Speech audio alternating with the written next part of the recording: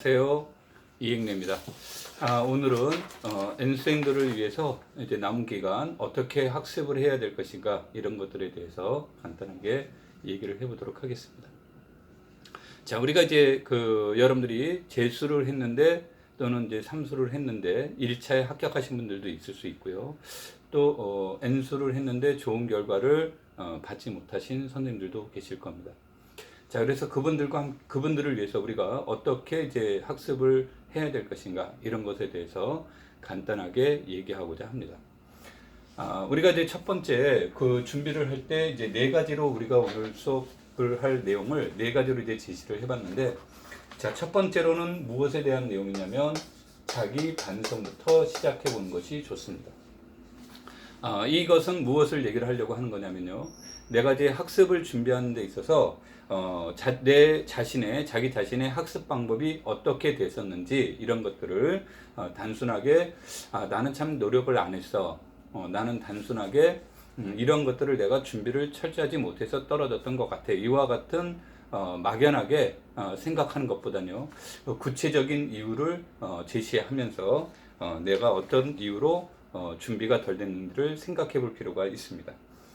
그리고 그러한 반성에 대한 내용들을 여러분들이 그냥 머릿속에 생상하시는 것으로 끝을 내시면 안 되고 구체적으로 기록으로 남겨두시는 것이 좋습니다. 자, 지금까지 많은 경험에 비춰보면 이와 같은 반성에 있어서 가장 큰 이유는 어디에 있었는가라는 문제들을 우리가 이제 생각해 볼 수 있는데, 여기에서 가장 큰 중심 중에 하나는 자기 자신에 대한 생각이 겸손하지 못한 데서 출발한 것이 아니냐라는 것이 가장 큰 이유로 볼 수가 있습니다. 이 말은 뭐냐면, 여러분들이 이제 준비를 하시다 보면 각 과목에 대해서도 여러 번 공부를 했을 것이고, 책도 많이 봤을 것이고, 문제들도 많이 풀어봤을 것이고, 그러다 보니까 그런 것들에 대해서 하나하나 그 내용이 가지고 있는 의미를 깊게 고민해 보지 않고, 그동안에 자기가 공부해 왔던 것에 의해서 타성에 젖어서 이렇게 받아들이는 것들도 있고, 또 하나는 나는 알고 있다라는 것에 의해서 그 부분들에 대해서 깊은 고민을 하지 않는 것들이 공부를 하는데 오히려 이제 저해하는 요소가 될 수 있다, 이렇게 볼 수가 있습니다. 그래서 임용을 이제 다시 준비를 하시겠다고 마음먹은 상황에서는 항상 겸손한 마음으로 공부를 하는 것이 좋습니다. 겸손한 마음으로 공부하라는 것의 의미 중에 하나는 여러분들이 봤던 어떤 교재라든지 이런 것들이 있으면 여기에서 나와 있던 내용들을 갖다가 나는 이런 내용 이렇게 풀면 되지, 알지, 이런 것의 의미보다 그 말 속에 우리가 이제 옛날식으로 표현하면 행간이라고 하죠. 그 행간에 담겨져 있는 의미는 무엇인지, 또 이 정리가 가지고 있는 의미는 무엇인지, 이런 것들에 대해서 다시 한번 내가 잘 모른다, 나는 무지하다 라는 생각하에서 준비를 다시 시작하는 것이 더 좋습니다. 그래서 반성을 할 때 여기서 이제 겸손이 이제 가장 중요하다라는 얘기를 하고 싶고요. 두 번째로는 교재에 대한 얘기입니다. 자, 앞에서도 이제 얘기를 했듯이 겸손과 교재는 아주 매우 밀접한 관계가 있게 되는데, 여러분들이 지금까지 공부를 하다 보니까 아마 책에 많은 기록들을 남겨뒀을 거고요. 또 어떤 부분은 밑줄을 쳐놨을 것이고, 어떤 부분은 문제를 푸는데 문제 해결의 아이디어를 교재 안에 다 작성되어 있을 가능성이 높을 겁니다. 자, 그러다 보면 여러분들이 책을 볼 때 그로 인해서 생각하는 시간을 갖지 않게 되는 요인이 교재로부터 출발할 수가 있어요. 그래서 가능하면 교재를 많이 바꿔보는 것이 좋겠다라는 것을 한번 권하고 싶고요. 나는 이 책이 너무 좋기 때문에 나는 교재를 바꾸는 것이 불편하다라고 느끼는 분들도 있을 겁니다. 그런 분들에게는 똑같은 책을 다시 사서 새 책으로 공부를 하는 것이 더 효과적일 수 있다. 즉, 새 책을 사게 되면 그 책 안에는 여러분들이 그동안에 기록했던 내용들이 없을 겁니다. 그러니까 깨끗한 상황이 주어져 있기 때문에 아까 앞에서 말한 겸손의 모두가 자연스럽게 이루어지게 되는 거고, 또다시 생각하게 됩니다. 공부를 할 때 공부라는 것은 약간의 불편함이 따라야 됩니다. 그래서 너무 자세하게 정답지 찾아가고 하는 공부들은 매우 위험할 수가 있습니다. 그래서 시간이 없다라는 것을 이유로 여러분들이 해설서를 참고를 한다거나 또는 과거에 공부했던 책을 뒤진다거나 하는 형태가 되면 실질적으로 발전할 수가 없습니다. 공부는 발전을 해야 되는데 여러분들이 그 과거의 공부, 많은 양의 공부들이 오히려 내 발전을 저해하는 요소로도 작용할 수가 있습니다. 그래서 교재 부분 같은 경우를 여러분들이 그동안에 가지고 있던 내용들을, 책들을 다시 한번 바꿔본다든지, 아니면 책을 바꾸는 것이 부담스럽다면 새로운 책을, 똑같은 교재의 새로운 책을 구매를 하셔서 여러분들이 공부를 한다면 많은 도움이 될 거다, 이렇게 이제 생각이 됩니다. 세 번째로는 스터디에 관련된 내용을 얘기하겠습니다.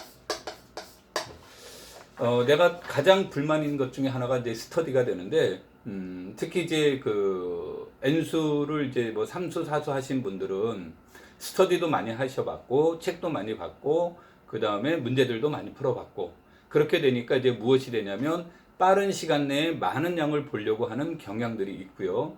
그러다 보니까 스터디의 양도 굉장히 많습니다. 근데 이 그 스터디라고 하는 것은 여러분들이 공부를 위해서, 그러니까 그 연습 문제를 풀어보기 위해서 또는 문제를 풀기 위해서 혼자 하는 것보다는 여러 명이 하는 것이 효과적이다라는 말은 맞지만, 그것을 위한 목적이라면 스터디는 실패할 가능성이 높습니다. 그래서 스터디에서 제일 많이 활용하고 싶은 것들은 여러분들이 개념이라든지 문제라든지 이런 것들이 나왔을 때 많은 혼자보다는 3명, 4명이 얘기를 하는 것이 더 효과적일 수 있고, 또 미처 그 안에서 내가 생각하지 못한 부분들을 생각할 수 있는 충분한 시간을 갖는 것이 중요합니다. 2시간 동안에 20문제를 푸는 팀과 2시간 동안에 40문제를 푸는 팀과 2시간 동안에 10문제를 푸는 팀들은 다를 겁니다. 문제를 많이 풀게 되면 그로 인해서 여러분들의 의견을 충분히 전달하는 시간이 줄어들게 될 거고요. 문제량이 적을수록 상대와 그 문제에 관련된 얘기들을 할 시간이 많아지겠죠. 그래서 여러분들은 공부는 이제 개인적으로 하는 거니까 스터디 같은 경우를 통해서 공부를 하고자 할 때는 생각을 공유해 보는 것이 좋습니다. 그 다음에 이제 또 스터디 할 때 많은 오해 중에 하나가 뭐냐면, 실력이 약간 부족하신 분들이 있으면 그분들로 인해서 스터디가 방해받는다고 생각하는 분들이 굉장히 많습니다. 스터디는 그런 것의 목적이 아니기 때문에, 예를 들어서 A라는 분이 나보다 지금 실력이 부족해서 문제를 다 못 풀어볼 수도 있죠. 근데 그분이 성실한 분이라고 한다면 나는 스터디는 충분히 잘 이루어질 수 있다고 생각을 합니다. 그래서 상대에게 내 생각을 전달해주고 그분에게 내가 알고 있는 지식을 전달하는 과정 속에서 자기의 실력도 향상된다는 사실을 절대 잊어서는 안 됩니다. 그래서 스터디를 할 때 빨리 해야 된다, 이건 굉장히 위험한 생각이고, 많이 해야 된다, 이것도 굉장히 위험한 생각이고, 스터디에서 가장 중요한 단어는 성실함에 있습니다. 그 다음에 이 성실을 기초로 해야 됩니까? 성실하지 않는 분들과 스터디를 하는 건 그분이 아무리 실력이 좋아도 위험합니다. 그래서 스터디는 성실한 분들과 같이 하는 것이 좋고요. 두 번째로는 스터디를 할 때는 앞에서 얘기했듯이 많은 생각의 교류가 중요하다고 그랬죠. 그래서 이 성실함 플러스 또 우리가 여기서 하는 것은 자신의 생각을 많이 전달해 주는 것이 좋습니다. 그리고 내 생각을 전달하는 것도 중요하지만 남의 생각을 들어보는 것들도 중요하겠죠. 그래서 스터디에서는 이런 것들이 중요한데, 여기에 더 중요한 말은 바로 피드백의 문제입니다.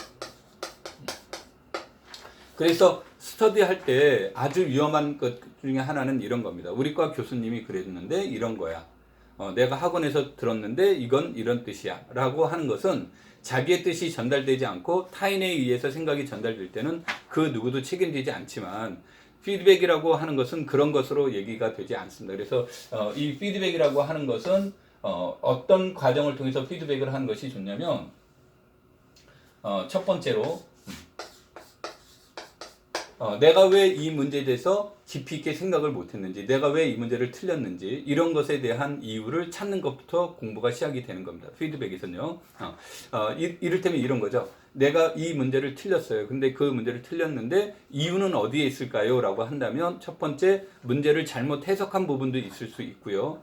두 번째, 문제 해석은 잘 되어 있었지만 이것을 전개하는 전략을 세우는 과정에서 오류가 나올 수도 있는 거고요. 세 번째는 전략상의 오류는 없지만 이것을 실질적인 실행하는 과정에서 오류가 나올 수도 있는 겁니다. 그 다음에 마지막으로 이것을 답안을 작성하는 과정에서도 오류가 나올 수 있는 거죠. 그런 이유를 명확하게 알고 있고 그런 것들은 반드시 기록을 해 두어야 됩니다. 자, 그 다음에 이제 두 번째, 이것을 어떻게 수정해 나가는 수정 과정이 중요하겠죠. 수정 과정이 중요한데 이 수정 과정에서도 여러분들한테 이제 권하는 것은 공부는 모방에서부터 출발하는 겁니다. 그러니까 처음에는 모방에 의해서 피드백이 이루어질 수 있는데 그것이 내 것이 되었습니까? 라고 물어본다면 그렇다라고 말해 줄 수는 없겠죠. 그래서 모방에서 출발해도 좋은데 반드시 이것이 내 것이 되는 과정을 꼭 거쳐야 됩니다. 여러분들이 자꾸 시간 하고 시간이 부족해요 라는 말들을 많이 하는데 여러분들이 교사 임용이 끝나고 합격되는 그 순간까지 아마 남는 시간은 없을 겁니다. 항상 시간이 부족할 겁니다. 그래서 시간이 부족하다는 이유로 정확한 피드백이 이루어지지 않는다면 공부는 실패하게 되는 겁니다. 그래서 꼭 권하는 것은 수정을 해 나갈 때 최종적으로는 내 것이 되어야 된다. 그래서 내 것이 되도록 수정을 해 나가는 것이 좋고요. 그 다음에 이 수정이 이루어져 있다면 이게 아주 가장 행복한 거지만 관련된 문제들을 체크를 해보는 것이 있으면 좋습니다. 근데 없는데 억지로 찾을 필요는 없지만 그런 것이 있다면 반드시 관련된 문제를 통해서 내가 처음에 잘 못했던 또는 틀렸던 이런 문제들을 완성해 나가는 과정을 거친다면 아마 여러분들이 이런 것들은 굉장히 성공적으로 이루어질 수 있어서 굉장히 도움이 되고 내가 보통 이제 강의를 시작할 때도 직강 같은 경우에는 꼭 그 스터디를 운영을 하고 스터디를 하면서 피드백을 하려고 하는 것 중에 가장 큰 이유는 바로 내가 어디에 문제가 있었는지 이런 것들 이유를 찾아보는 거, 그 다음에 그런 것들을 어떻게 수정해 나가는지 이런 것들을 일일이 다 살펴보려고 하는 것이 스터디의 주요 목적이 됩니다. 그래서 스터디를 하실 때 성실한 분들과 꼭 하라는 거고 그 다음에 자기의 의사를 잘 전달하는 것도 매우 중요하고 또 타인의 생각을 잘 들어보는 것들도 중요하다. 특히 스터디의 꽃은 피드백인데 이 피드백을 할 때는 틀렸다 맞았다 내 생각이 잘못됐구나 이렇게 단순하게 생각하시지 말고 틀린 이유들을 아주 구체적으로 쓰시고 또 수정을 해 나가고 수정을 해 나갈 때는 모방도 좋지만 마지막 가서는 반드시 자기 것으로 만들어야 된다. 이런 것에 유의하시고요. 그 다음에 세 번째는 관련된 문제가 있으면 좋고 없으면 어쩔 수 없습니다. 그래서 관련된 문제가 있다면 관련된 문제를 풀어봄으로써 그 자기가 잘못 생각했던 것 또는 자기가 틀렸던 그런 문제들을 완성시켜 나가는 과정이 중요하다. 이렇게 되는 것이 이제 세 가지가 됩니다. 그래서 가장 대표적인 이제 학습 방법에 이제 해당될 수 있을 거고요. 네 번째로는 꼭 하고 싶은 내용은 뭐냐면 초심이라는 건데 초심이라는 건 다 잊어버리게 됩니다.